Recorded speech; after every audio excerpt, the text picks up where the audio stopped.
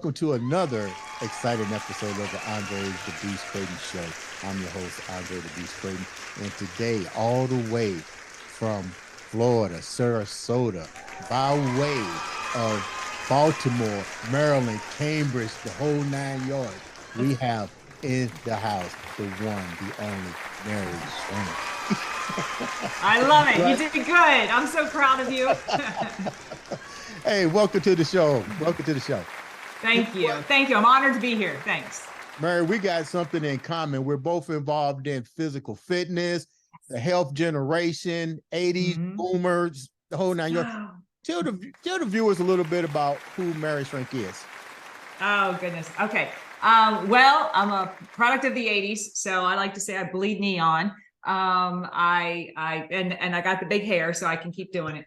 But you know, 52 years young, I spent most of my career in the corporate setting on the healthcare side, and in 2008 made some changes to my personal life, which took me into the health and wellness side, and in 2012 started my health and wellness business, and that's what brought us together. Now, we talked briefly for a couple of days, and you shared with me your road to the health and wellness, and let's just be honest, fitness world. Yeah. Tell the viewers exactly, step by step, a little bit of that detail with the first part of the journey, because you definitely went to college. I did. Partied a little bit. Take the viewers down that road. Sure. So, you know, I grew up in Maryland. You know, I was a cheerleader. I'm sure you're shocked to know, if you know anything about me or my content, I have a little bit of extra energy and joy. And then I went off to college in 1989. And I packed on about 30 pounds in 3 months. And that was the very typical, look, I'm just being raw and real here, but that was drugs, alcohol, stupid foods, Taco Bell at 2 a.m, whatever you want to call it, a whole lot of really unhealthy living. Hair was falling out in big chunks. As you can see, I have a lot of hair. So I still had a lot of hair, but I had less hair, and I had acne on my face. You know, when you're unhealthy on the inside, you're unhealthy on the outside. It all goes together. And, I finished up college, and I just spent most of my adult life yo-yoing, really trying to figure out how to get that weight off, be healthy in a consistent way. Maybe you can relate. I would spend about 3 weeks on the wagon, doing really good, getting the workouts done, eating healthy, all of the things. And then I'd, miss 1 or 2 workouts. How do you do that though? You mentioned that you was an athlete to some degree. You was a cheerleader. You had to jump, flip, hold people up. My daughter was a cheerleader. What triggered was it depression? What triggered the weight? No, I've never really battled anything related to depression. It was, listen, we're all responsible for our own actions, but, I was 8 hours away. I went to college in West Virginia, and all of the girls that I became friends with, they introduced me to drugs I never even heard of in my life, and so we were in a party town. I went to Marshall University. We were in Huntington, West Virginia, which is a big party town. Back up. You went where? I went to Marshall for 2 years. Randy Moss? We are Marshall, baby. That's right. Okay. Yeah. So notice I said I went to Marshall. I didn't graduate from Marshall. Okay. I graduated from Towson State University in Maryland, because I had to go home and get my shit together. Sorry, am I allowed to say that word? You're allowed. Okay. So we were out at the bars every night. We were drinking beer, or I don't know why my drink of choice back then was amaretto sour. I'm surprised I even have an esophagus left after all that sour mix, but all that sugar, all the stupid stuff, all the foods, all the drugs, whatever. And so it's not shocking that I put that weight on that quickly, because it was just unhealthy. It was all. So yeah, I'm responsible for my own actions, but certainly I was dropped into an environment that's what they were doing. So I wanted to be accepted, and I did what they did. You mentioned the increase in weight. You mentioned health issues with hair loss and stuff. Did you was young, you was in your 20s at this time. Oh, 18. Did you think about seeking advice from a doctor? Now, I was 18 and stupid. Come on. Who's 18 and smart? Not too many of us. I was 18 and stupid. I was in college, and when, like I said, you can see I have an abundance of hair. So where the hair was falling out, I was just covering it up with the rest of the hair. I didn't correlate that my hair loss was because I was unhealthy and I was doing all this stupid stuff. I was just like, this is what's going on. When you see this stuff happening, when does the light pop in your head? Because let's get real. We're gonna get to the real issue. Sure. As we venture into your life. But let's go. When did the light bulb click? I'll tell you, was this happening during your marriage? No, I was in college. I wasn't married in college. So graduated high school. I was like, what, 17, that first semester of college. So I was like 17, 18 in that zone. And, certainly in that first semester, when I put those 30 pounds on, clearly I recognized that I had to go buy new clothes. I was three sizes bigger by the time I went home for Christmas break. But the aha moment, the thing you're asking me about, or this click, was when I got home for Christmas break and my mom's eyes were as big as golf balls. My mom said, because she could see the acne all over my face, my hair loss, and the weight. My face, you should see a picture of my face side by side. My face looked like a completely different face. Most of us gain weight in our face. And she just went, she literally said, "What happened to you?" That's exactly the words out of her mouth, was "What happened to you?" Okay. And I was like, "What do you mean?" And she said, "Well, you gained some weight." I'm like, "Yeah, I did." And I was kind of mad that she said that because I was hurt. I was like, "I'm home for Christmas. Don't you love me? Like, who cares if I have this weight on?" Right. So it was listen, college, those first 2 years when my life was, like I said, I'm lucky to be alive. God protected me. But my brain compartmentalized when I was in Huntington, West Virginia at Marshall University. My brain was in a different zone. When I went home for any kind of a break, that was reality. And I was raised with a very good foundation. I was raised by amazing people. I knew the difference between right and wrong. So even when I was in this unrealistic, doing all this stupid stuff, I still was being tapped by God everywhere saying, this is not the right thing, but you do it anyway. Okay. So my question was, I guess I kind of went off track a little bit. You see the weight problems, weight issues. You don't really address it. It's still hankering. Did you carry this over into your marriage? That same problem? Did it transfer over to your first marriage after college? Okay, so yes and no. Yes. I didn't have still the whole 30 pounds, but I still had a big chunk of it still on my body. But then as I got married, and I'm married, and like I said, the next 16 years of my adult life, even into my second marriage, last marriage, I like to call it my last, done after this. You better clean that up. I'm going girls or cats if this doesn't work out, right? I just wavered. I was like, okay, I feel like crap. I look like crap. I need to get healthy. And I would start to do the things. And I honestly, because I only had that 10 or 15 pounds to lose, I mean, I'm just going to be real with you. I would back then I wasn't doing any kind of home-based thing. I was going to a gym. So, I'd get to the gym, and when I would do good for a couple of months, the weight would come off and I'd start to look good. So maybe I was looking around going, okay, I look a lot better than most of the people in this gym. And so I would just skip the next workout because I look all right. I'm looking better now. And I think a lot of people do that. I look better now. And so one missed workout turns to two missed workouts, which turns to months, and then you're off the wagon again. Where did accountability begin to take in? Evidently, I see no accountability, or let me rephrase it. I see, let's roll the dice accountability with yourself. What did you do to start taking accountability to get you over the hump? Because evidently you see that something needs to be done here. Oh yeah. So so fast forward to 2008. I'm at a gym. I'm with my personal trainer. I hired the Jillian Michaels of the trainers because I wanted someone to kick my ass. I wanted to be better. And so she was smearing me on. I mean, I was curling 20s, I was doing it all. And she, halfway through my training session, she said, "Sit down." And she said, "What's going on with you?" And I just burst into tears. And I just said, "You know what? At that point, I was still 33% body fat, about 10 to 15 pounds overweight. And I said, you know what? I'm so freaking sick and tired. I was getting ready to go to, my husband and I would spend the 4th of July weekend, we would spend with 30 to 40 other couples on the beach at this big boat show, boat racing thing. And I knew I was going to be in a bathing suit that whole weekend. And once again, I wasn't feeling my best. And I just said, I'm so sick. Why can't I figure this out like everybody What was else? your training regimen like? So the viewers know, what was it like at the gym with you, with your trainer?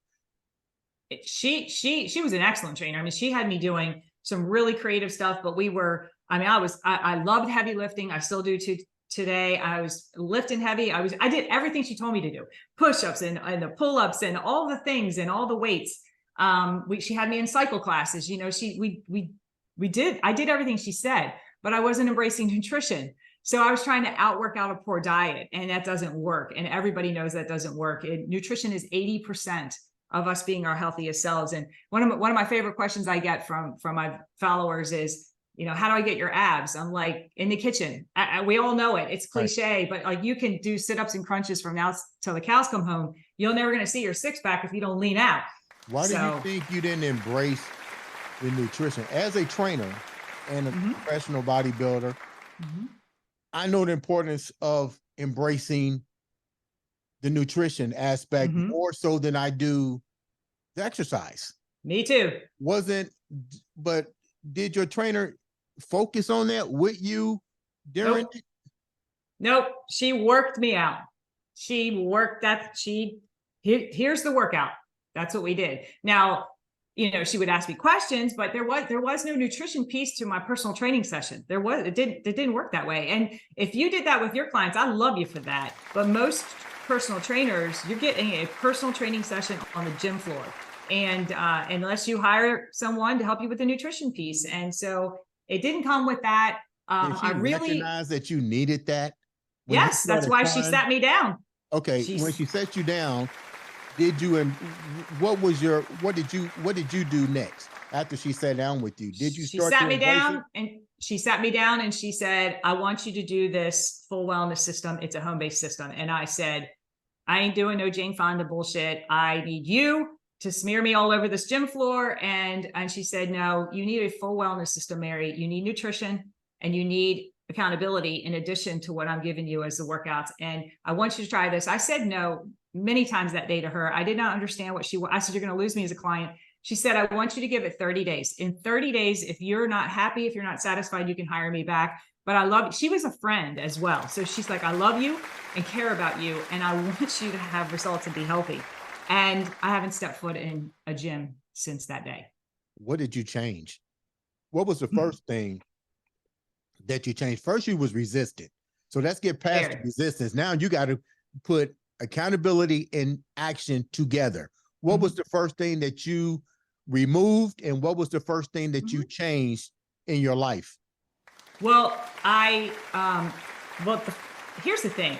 I had good workouts. So did this wellness system have great workouts? It did. But I liked them a lot. I liked them way more than I thought I was going to like them. And the first program that I started with was a very intense program. So it was the same level of intensity that she was giving me in the gym. So I was like, okay, I could connect with that. I connected with the trainer. I liked the workouts.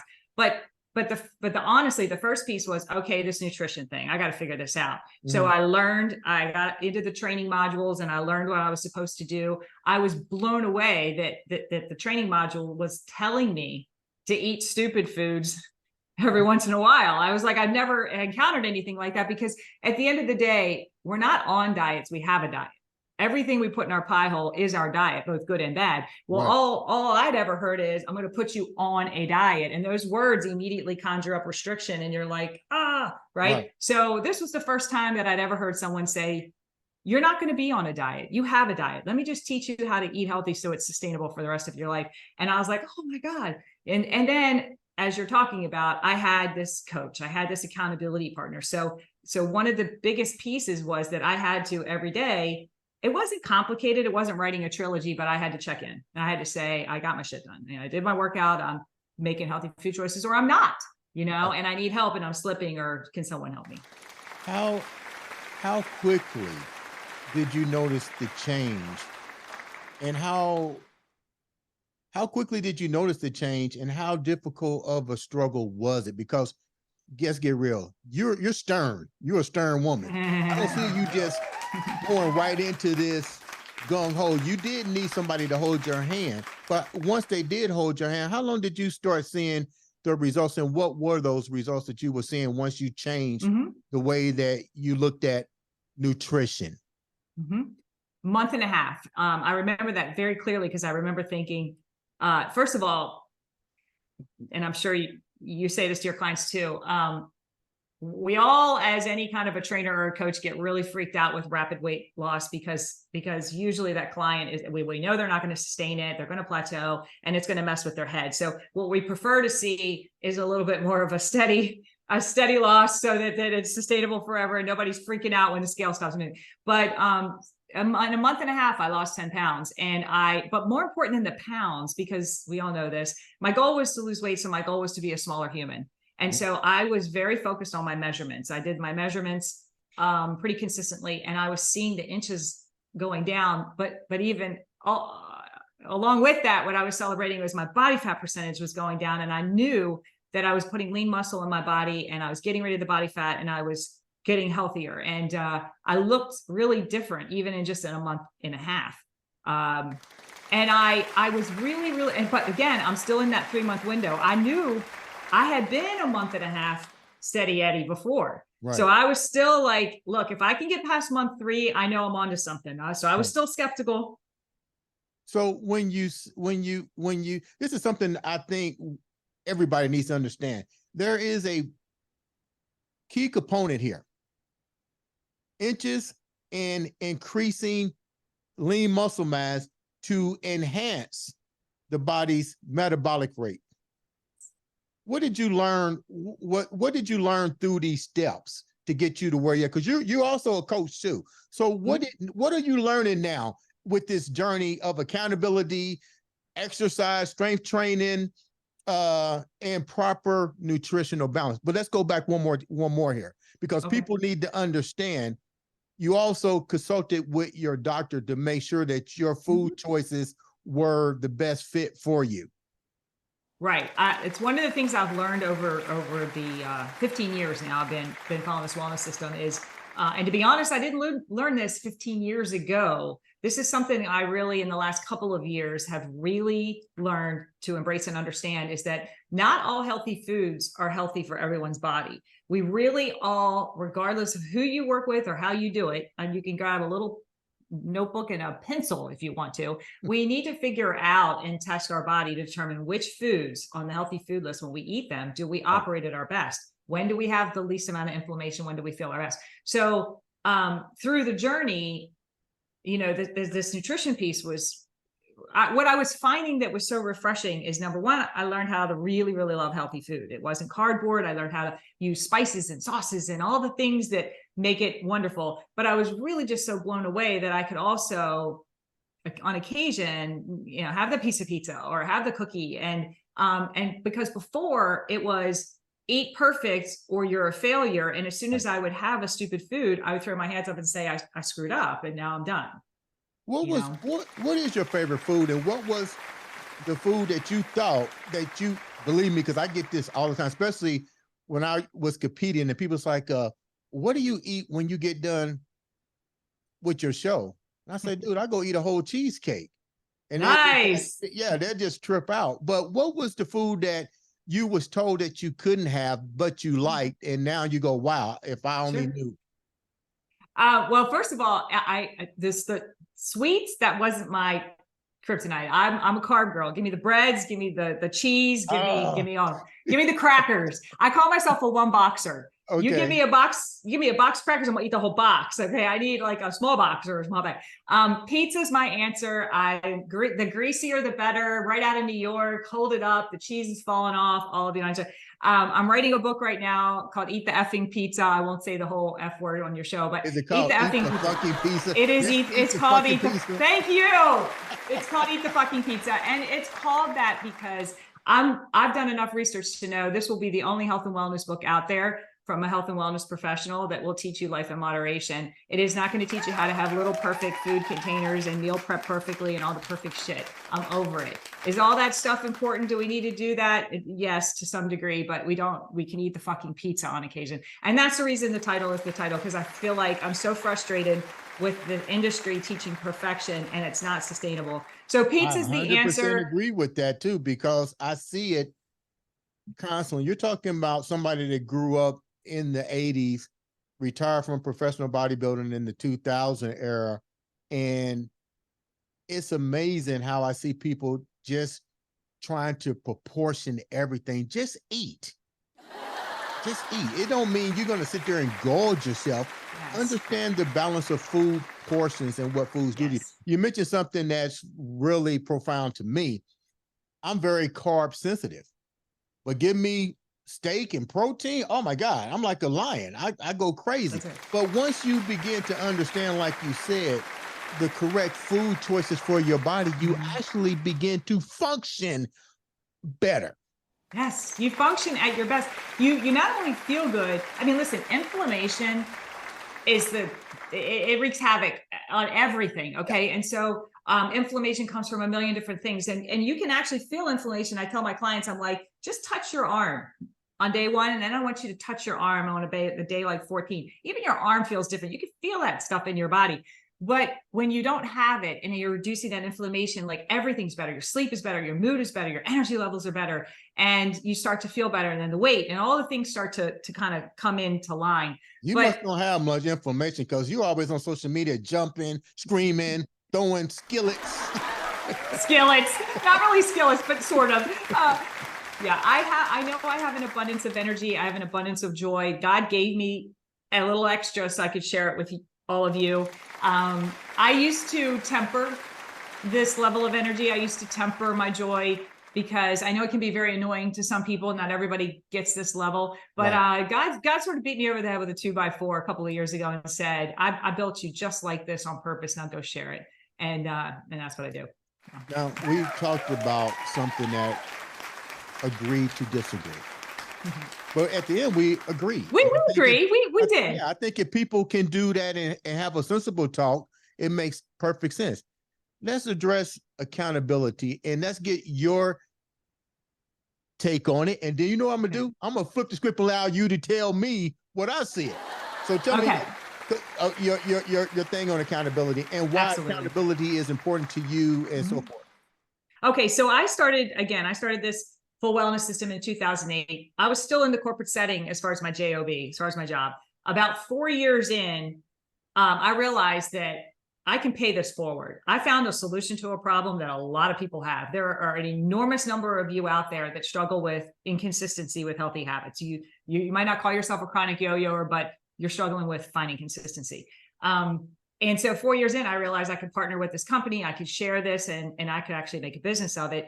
And as I was doing that and I was sharing my story, which I'm sharing with you today, people were asking me, rightfully so, because I would have asked the same thing. What's the difference? What was the differentiator, Mary? What you tried all these things, Mary. You tried Tabo and Thigh Master.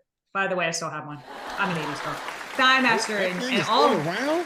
Dude, we still have it. And Suzanne Summer says she still uses it twice a day. Yeah.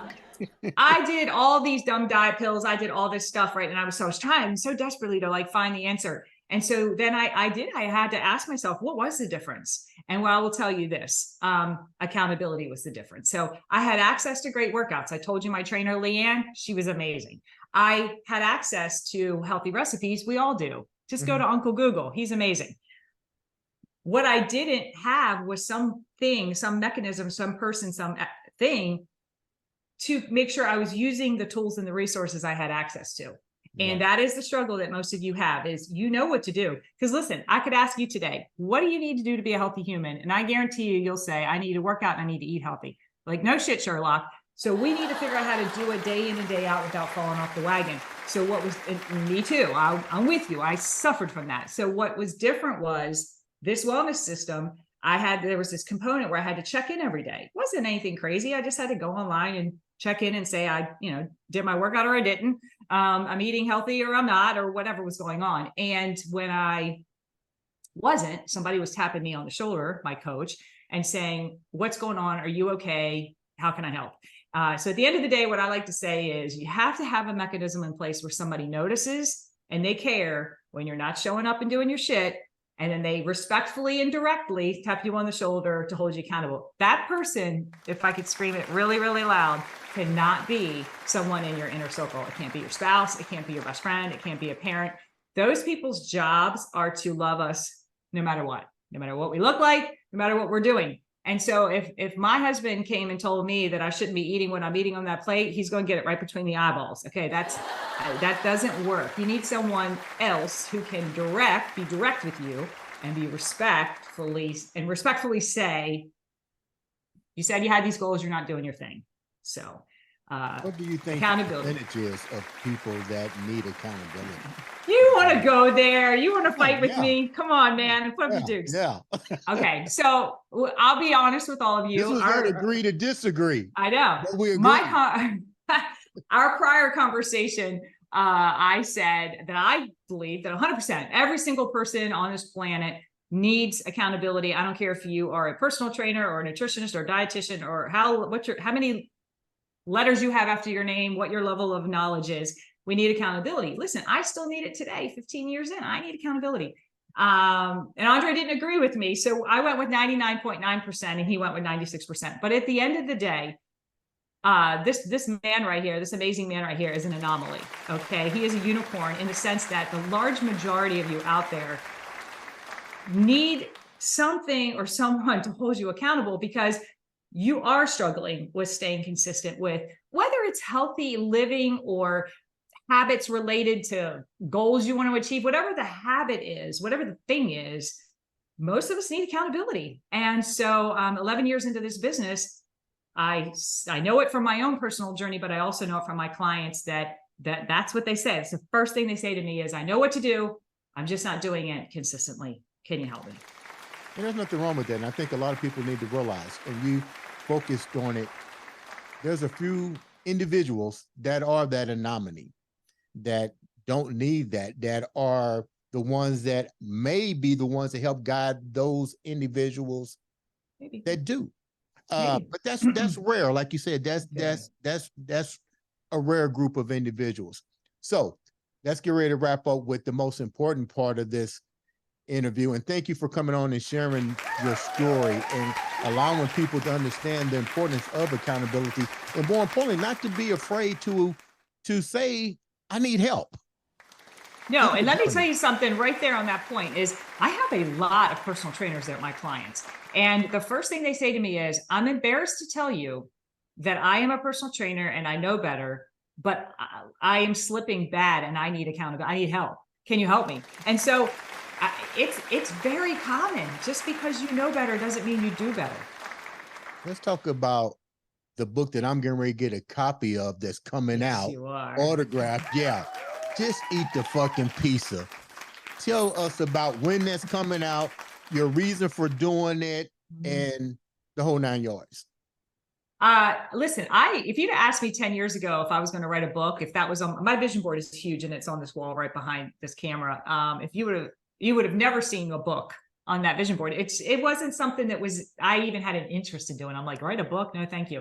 But what happens is, as you know, I have a pretty decent following on social media and they are my community. I mean, they're truly my friends in my community. We go live 4 times a week, all the things. And so the number of times that I have been asked, all of these things you share with us, Mary, that are so helpful for us to really, truly sustain our healthy habits, are they somewhere in one place?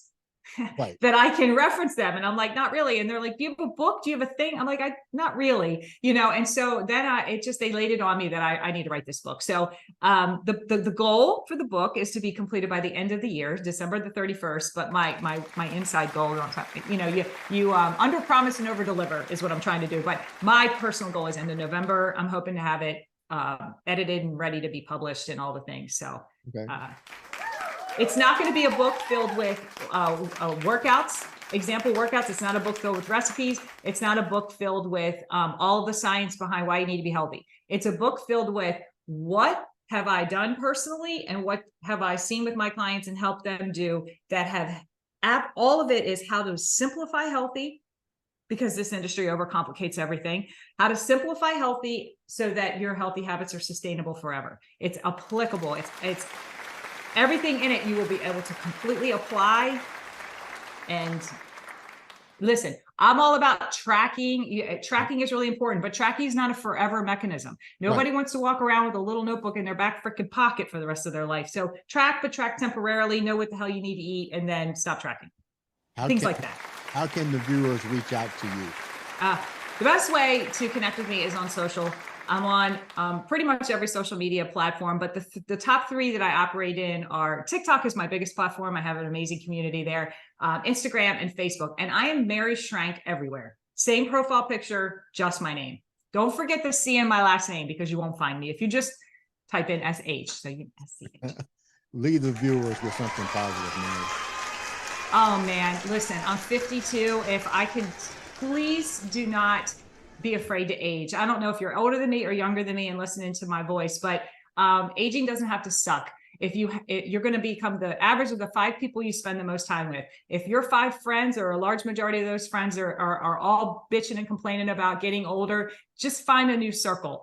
You have to surround yourself with people that lift you up and they don't drag you down. And all I can tell you is I'm healthier at 52 than I've ever been in my entire life. I'm happier at 52 than I've ever been in my entire life. So if I can feel this way, you can feel this way, but you're not going to, and you're going to constantly, hate celebrating birthdays and fear aging if you're around other people that are constantly bitching about everything that hurts.